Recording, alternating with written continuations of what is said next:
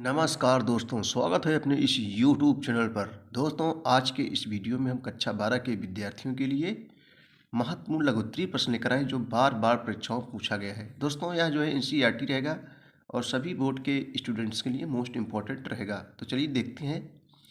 पहला क्वेश्चन है, बहुत सरल है बच्चों। नाभिकीय अपसार संधि पर एक संक्षिप्त टिप्पणी लिखिए। नाभिकीय अप्रसार यानी जो बच्चों नाभिकीय बम वगैरह है उनका प्रसार कम करना, परमाणु बम वगैरह कम करना, यही नाभिकीय अपसार संधि। संधि में होता है समझौता।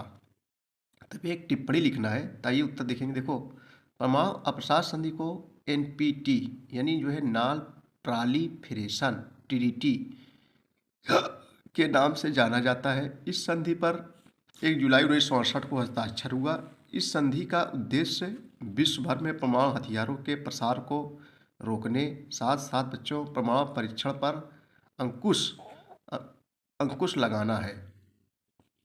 इस संधि के अनुसार परमाणु शक्ति संपन्न राष्ट्र उसे ही माना गया है जिसने 1 जनवरी 1967 से पहले परमाणु हथियारों का निर्माण और परीक्षण कर लिया है। इस आधार पर केवल 5 देश ही परमाणु हथियार संपन्न देश हैं। ये देश जैसे अमेरिका हो गया, ब्रिटेन, फ्रांस, रूस और चीन। इस संधि के अनुसार बच्चों भारत को परमाणु शक्ति संपन्न राष्ट्र का दर्जा नहीं प्राप्त है, क्योंकि भारत ने पहला जो है परमाणु परीक्षण वर्ष 1979 में किया था। अगला क्वेश्चन देखेंगे हम लोग। नेक्स्ट क्वेश्चन है, शीत युद्ध पर एक संक्षिप्त टिप्पणी लिखिए। शीत युद्ध किसे कहते हैं बच्चों? जिसमें युद्ध नहीं होता लेकिन युद्ध जैसी स्थिति बनी रहती है। शीत युद्ध किन 2 देशों के बीच हुआ था? एक तरफ था अमेरिका, एक तरफ सोवियत संघ, जिसको वर्तमान में रूस के नाम से जाने जाता है। तो शीत युद्ध पर एक संक्षिप्त टिप्पणी बच्चों लिखना है। आइए देखते हैं उत्तर। देखो, शीत युद्ध से कुछ बच्चे सोचते हैं शीत हमारे ठंडी होती है। नहीं बच्चों, इसमें जो 2 देश अमेरिका और सोवियत संघ, जिसमें युद्ध नहीं होता, ना तो कोई रक्तचाप होता है, बस युद्ध जैसी स्थिति हमेशा बनी रहती है। युद्ध से शीत युद्ध से प्राय 2 राज्यों अमेरिका तथा रूस अथवा 2 गुटों के बीच व्याप्त उन कटु संबंधों, कटु माने कड़ुआ, कटु संबंधों के इतिहास से है जो तनाव, भय तथा ईर्ष्या पर आधारित है। इसके अंतर्गत बच्चों दोनों गुट एक दूसरे को नीचा दिखाने के लिए तथा अपने प्रभाव क्षेत्र को बढ़ाने के लिए प्रादेशिक संगठनों के निर्माण, सैनिक गठबंधन, जासूसी, आर्थिक सहायता, प्रचार, सैनिक हस्तक्षेप तथा अधिकाधिक सशस्त्रीकरण जैसी बातों का जो है सहारा लेते हैं। शस्त्रीकरण जैसी बातों का सहारा लेते हैं। अगला क्वेश्चन देखेंगे हम लोग। नेक्स्ट क्वेश्चन है, नव अंतर्राष्ट्रीय आर्थिक व्यवस्था की आवश्यकता क्यों थी? नव अंतर्राष्ट्रीय अथवा कर देगा आर्थिक व्यवस्था के प्रमुख लक्षण बताइए। आइए बच्चों इसका उत्तर देखेंगे हम लोग। देखो, गुटनिरपेक्ष आंदोलन में शामिल ज़्यादातर देशों को, गुटनिरपेक्ष किसे कहते हैं? जो किसी गुट में शामिल ना हो। वो कौन से गुट थे बच्चों? एक तरफ था अमेरिका, एक तरफ था सोवियत संघ। तो गुटनिरपेक्ष आंदोलन में शामिल ज़्यादातर देशों को अल्प विकसित यानी जो विकसित कम है, अल्प विकसित देशों का दर्जा मिला था। इन देशों के सामने मुख्य चुनौती आर्थिक रूप से और अधिक विकास करने तथा अपनी जनता को गरीबी से उबारने की थी। धनी तथा विकसित राष्ट्रों पर अपनी आवश्यकताओं के लिए निर्भर रहने के कारण ये राष्ट्र इन विकसित तथा शक्तिशाली राष्ट्रों के आधिपत्य में रहने के लिए विवश हो गए। धनी राष्ट्र विविध एवं विभिन्न प्रकार के साधनों, विदेशी सहायता, बहुराष्ट्रीय निगम, अंतर्राष्ट्रीय निगम, निगम में होता कंपनी, अंतर्राष्ट्रीय आर्थिक निधि के साथ आगे आए। ये साधन बच्चों देखने में तो निर्धन राष्ट्रों के लिए सहायक व आकर्षक प्रतीत होते हैं, परंतु वास्तविक रूप से ये साधन उनके पुराने उपनिवेशों को बनाए रखने के लिए किए गए हैं।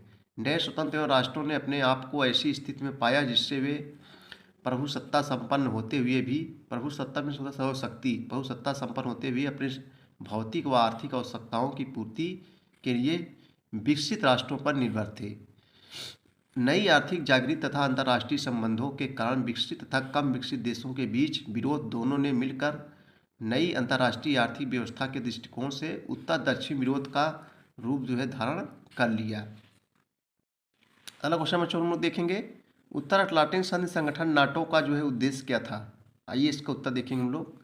देखो, यूरोप पर आक्रमण के समय अवरोधक की भूमिका निभाना, यानी उत्तर अटलांटिक संधि संगठन नाटो का उद्देश्य क्या था? तो उत्तर अटलांटिक संधि संगठन नाटो के निम्नलिखित उद्देश्य थे। नंबर 1, यूरोप क्या बच्चों? एक महाद्वीप है। यूरोप पर आक्रमण के समय अवरोधक की भूमिका निभाना। नंबर 2, सोवियत संघ के पश्चिम यूरोप में तथाकथित विस्तार को रोकना तथा युद्ध की स्थिति में लोगों को जो है मानसिक रूप से तैयार करना। नंबर 3, सैन्य तथा आर्थिक विकास हेतु अपने कार्यक्रमों द्वारा यूरोपीय राष्ट्रों के लिए सुरक्षा प्रदान करना। नंबर 4, पश्चिम यूरोप के देशों को एक सूत्र में संगठित करना। नंबर 5, इस प्रकार नाटो का जो है उद्देश्य स्वतंत्र विश्व की रक्षा के लिए, साम्यवाद के प्रसार को रोकने के लिए एवं यदि संभव हो तो साम्यवाद को जो है पराजित करने के लिए अमेरिका की जो है प्रतिबद्धता मानना था। पराजित करने के लिए अमेरिका की जो है प्रतिबद्धता माना है यहाँ। अगला क्वेश्चन बच्चों है कि शॉक थेरेपी क्या है, संक्षेप में समझाइए।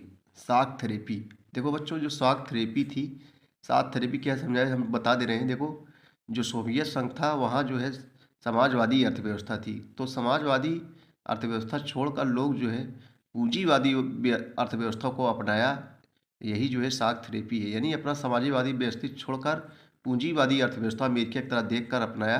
बाद में ये भी जो है सफल नहीं हो पाई, तो बच्चों यही शॉक थेरेपी है। आइए देखते हैं। देखो शॉक थेरेपी का अर्थ है आघात या सदमा पहुंचाकर रोगी का इलाज करना। कम्युनिस्ट शासन के खात्मे के बाद रूस में कुछ ऐसा ही बच्चों हुआ।